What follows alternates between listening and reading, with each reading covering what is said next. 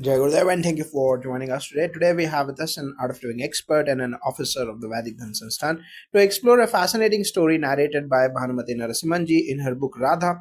The story of how Radha and Krishna once reversed their roles. Let us dive deep into its symbolism, philosophy, and relevance for our lives. So, could you first narrate the story of Radha and Krishna reversing roles?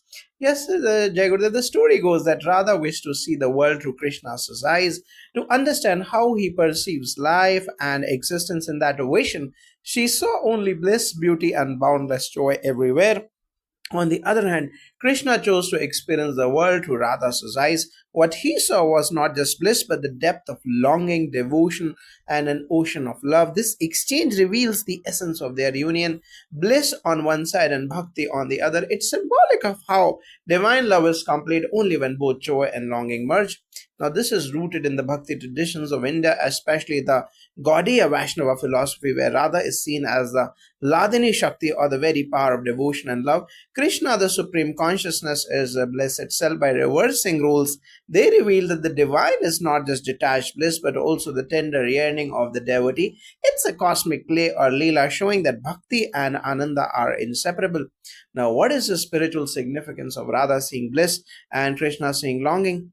Jai Gurudev, His Holiness Gurudev Shri Shri Ravi Shankar Ji has beautifully said, if you see through my eyes, no one is bad, there is only unconditional love. Radha's vision through Krishna's eyes represents this, a world without hatred, duality, or separation. On the other hand, Krishna experiencing longing through Radha's eyes tells us that the divine itself cherishes the intensity of the devotee's yearning. This longing pulls us back to the source. Now, in the Upanishadic sense, the Atman or self and Paramatma or supreme self are reflections. The soul longs for the whole, and the whole delights in the soul's devotion. Radha's bliss is the Swarupa of Krishna, and Krishna's longing is the Swarupa of Radha. This mutual reflection conveys that divinity is not aloof, it is participative in the devotee's journey. Now, how does this story connect to art of living practices? In our practices like Sudarshan Kriya, meditation, and satsang, people often experience these two dimensions, bliss and longing. Sometimes the mind is filled with joy, sometimes with deep yearning for the divine. Gurudev explains that both are essential steps. Longing sharpens devotion, while bliss stabilizes it through breath and meditation. We come closer to seeing the world with Krishna's eyes, full of beauty and love. Traditionally, bhakti sadhanas like kirtan, japa, and satsang also bring this dual experience. The longing of Radha manifests as chanting, prayer, and remembrance. The bliss of Krishna manifests as silence, meditation, and self realization. Both are not contradictory, they complement each other. Art of Living bridges these ancient practices with the modern life. Now, what lesson can seekers draw from this role reversal today? We often see life through limited eyes, judging, labeling, dividing. If we can adopt Krishna's vision, seeing bliss everywhere, we become free from negativity. At the same time, embracing Radha's longing keeps our heart humble and connected to the divine. Together, these two make the spiritual journey complete. The story tells us that true devotion is not about possession but about experiencing both sides of love. The divine and devotee are mirrors, one reflecting bliss, the other reflecting longing. In today's context, it reminds us that love is not weakness, it is the highest strength, binding us to Dharma and to God. Now, why was Radha shown as a dark and Krishna as fair in this portrayal? This inversion symbolizes the transcendence of physical attributes. Normally, Krishna is depicted as Shama or Varna or dark hued, and Radha as golden fair. When their roles reverse, Radha becomes dark and Krishna fair, showing that they are reflections of one another. Darkness symbolizes the depth of devotion and the mystery of love, while fairness symbolizes clarity and the effulgence of bliss. By exchanging colors, they reveal that bhakti and ananda are not bound by outer form. They are interchangeable and complementary. Radha is Krishna and Krishna is Radha. It is the eternal unity of Shakti and Shaktiman. Now, how does this story reflect the philosophy of Advaita or non duality? The Advaita says there is no duality between the devotee and the divine. Aham Brahmasmi, or I am that. When Radha and Krishna exchanged roles, it was a playful way to show this truth. Radha, the devotee, becomes Krishna, and Krishna, the divine, becomes Radha. They are not separate entities but different expressions of the same reality. Gurudev often reminds us that when we see through the eyes of the self, there is only love, no separation. The story bridges bhakti or devotion with jnana or wisdom, showing how longing culminates in the realization of oneness. Now, in what way is longing considered divine and not a weakness? Longing or viraha is celebrated in bhakti traditions, especially in songs of Mirabai, Jayadeva, and Chaitanya Mahaprabhu. Far from being weakness, longing is the fire that purifies the heart. Radha's longing represents the soul's cry for union with the divine. Even Krishna, by seeing through Radha's eyes, acknowledges the sacredness of longing. It is divine because it erases ego and makes the devotee utterly dependent on God.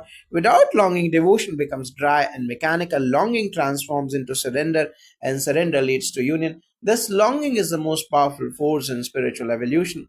Now, how do art of living practices help in balancing longing and bliss?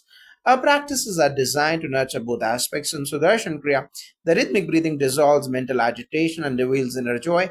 This is Krishna's blissful vision. At the same time, during satsangs, bhajans, and meditation, seekers often feel tears of longing. The Radha aspect, Gurudev explains that both are valid. Joy stabilizes us and longing keeps us moving forward. When longing arises, one doesn't become restless, instead, one channels it into devotion. When bliss arises, one doesn't become complacent but remains humble. The balance of longing and bliss keeps the seeker steady on the path. Now, how does this story connect with the Gurudev Sri Sri Ravi Shankar Jesus' love of message and unconditional love? Gurudev often says, "If you see through my eyes, no one is bad. There is no hatred, no difference, only unconditional love." This echoes Radha's experience when she saw the world through Krishna's eyes, bliss and beauty everywhere. The reversal of roles shows that love is not about labeling people as good or bad, but seeing divinity in everyone. Unconditional love is Krishna's nature. Longing is Radha's way of reminding us never to be satisfied with superficial love. Together, they teach us that unconditional love must also have depth, yearning, and commitment to be truly divine. Now, what relevance does this story hold for modern relationships? In today's world, relationships often suffer because they are built on expectations and conditions. The Radha Krishna story teaches us that true love is beyond rules, appearances, and demands. By reversing roles, they remind us to step into each other's shoes. Radha felt Krishna's blessing, Krishna felt Radha's longing. Empathy is the heart of all relationships. If couples, friends, or even communities practice the seeing from the other's perspective, relationships deepen. Radha and Krishna show that real love is not about possession, but about reflection, understanding, and union. That's why their bond is eternal, not worldly. Now, how is Radha's longing different from ordinary human desires? Ordinary desires are self centered, they arise from lack, greed, or fear. Radha's longing, however, is selfless. She longs not for material gain, but for union with the divine. This longing is purifying, uplifting, and universal. It's not about possession, but about dissolving into Krishna's consciousness. Gurudev often explains that divine longing expands the heart, while worldly desire contracts it. In meditation and satsang, when seekers feel tears of longing, it is Radha's spirit awakening within them, a longing that frees, not binds. This longing leads to ultimate fulfillment, unlike ordinary desires that breed restlessness. Now, how do scriptures like the Bhagavad Puran support this vision of Radha and Krishna? Jagadev, the Bhagavad Puran describes Krishna as the embodiment of bliss or Anandamurti and Radha as the embodiment of devotion or Bhakti Swarupa, though Radha's name appears more explicitly in later Bhakti literature. When Radha sees through Krishna's eyes, she experiences Chitananda or existence, consciousness, and bliss. When Krishna sees through Radha's eyes, he experiences viraha or separation and longing.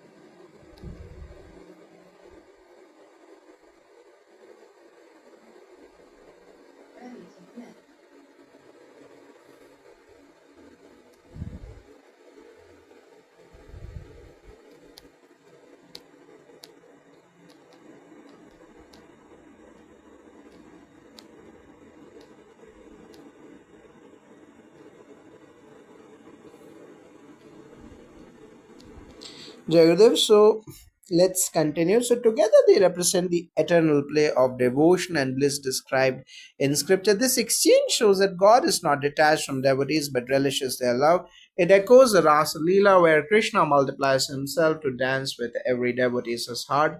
Now, what does the reversal of roles teach us about empathy in spiritual practice? The story invites us to step beyond our own perspective and see through another's eyes. Radha did not remain confined to her longing. She wanted to experience Krishna's bliss. Krishna too did not remain only blissful. He wanted to taste Radha's yearning. This is empathy in its highest form. In spiritual practice, empathy allows us to see the struggles of others, to serve without judgment, and to spread compassion. Gurudev often says, put yourself in the other person's shoes. Radha and Krishna literally did this, showing that empathy is divine and essential for true love and service. Now, can this story be connected with the yogic idea of union? Yes, the word yoga itself means union. Radha symbolizes the individual soul or Jivatma, and Krishna symbolizes the supreme soul or Paramatma. Their role reversal shows that yoga is not a one way process but a mutual recognition. Just as Radha desires Krishna, Krishna too delights in Radha's devotion. In yogic philosophy, union is achieved when longing and bliss merge. The devotee loses themselves in the divine, and the divine manifests in the heart of the devotee. This is why many saints describe meditation as both joy filled and longing filled, the same play of Radha and Krishna in yogic union. Now, how does the image of Radha Krishna inversion reflect Gurudev's teachings on innervation? When someone gifted Gurudev the portrait of Radha and Krishna with reversed roles, he remarked that this is how divine love works, to see the world not through our conditioned mind but through divine eyes. Gurudev teaches that meditation cleanses perception, allowing us to see beauty, love, and bliss where the ordinary mind sees flaws and differences. Radha seeing bliss everywhere represents this clarity. At the same time, Gurudev values devotion and surrender, qualities of Radha's longing. This inversion reflects his core message: balance innervation with a tender, loving heart that longs for truth. Now, how does the story bridge devotion or bhakti and jnana or knowledge? Jayagudev, traditionally, bhakti and jnana are seen as separate paths, one of love and longing, the other of wisdom and detachment. But in Radha Krishna's role reversal, they unite. Radha, the devotee, tastes the bliss of pure consciousness, which is jnana. Krishna, the embodiment of knowledge, tastes the sweetness of longing, which is bhakti. This shows that devotion and wisdom are not opposites but complementary. Saints like Shankaracharya and Ramanujan both acknowledge this, so this ultimate realization is complete only when the head or the knowledge and the heart of the devotion merge. Radha and Krishna embody this synthesis perfectly. Jai Gurudev.